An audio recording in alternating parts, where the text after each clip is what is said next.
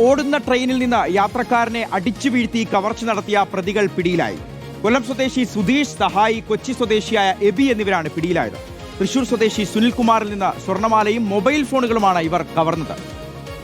ഷബാസ് അഹമ്മദ് വിവരങ്ങൾ നൽകും. ഷബാസ്, ഈ ആക്രമണത്തിൽ സുനിൽകുമാറിന് ഗുരുതരമായി പരിക്കേറ്റിരുന്നു. ഇപ്പോൾ ഇദ്ദേഹത്തിന്റെ ആരോഗ്യസ്ഥിതി എങ്ങനെയാണ്? എന്താണ് ശരിക്കും വന്ന് സംഭവിച്ചത്?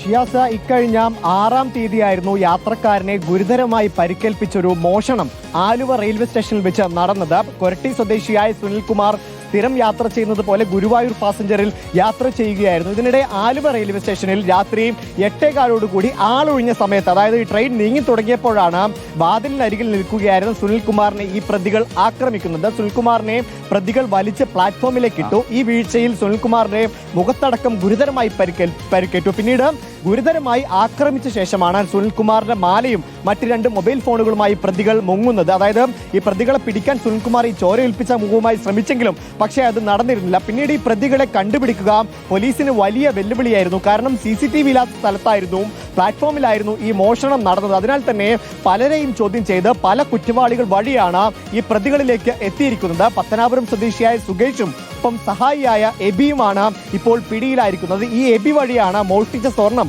ഈ സുകേഷ് വിൽപ്പന നടത്തിയിരിക്കുന്നത്. അന്ന് ആ വീഴ്ചയിൽ ഗുരുതരമായി പരിക്കേറ്റ യാത്രക്കാരനായ സുനിൽകുമാർ പിന്നീട് പ്ലാസ്റ്റിക് സർജറി അടക്കം ചെയ്താണ് ജീവിതത്തിലേക്ക് തിരികെ വന്നത്. മുഖത്തടക്കം ഗുരുതരമായ പരിക്കുകളായിരുന്നു സുനിൽകുമാറിന് ഏറ്റിരുന്നത്. അങ്ങനെ വലിയ അന്വേഷണത്തിനൊടുവിലാണ് RPF-ഉം റെയിൽവേ പോലീസും ഈ പ്രതികളിലേക്ക് എത്തിച്ചേർന്നിരിക്കുന്നത്. ശരി, ഷബാസ് ആണ് വിവരങ്ങൾ നൽകിയത്.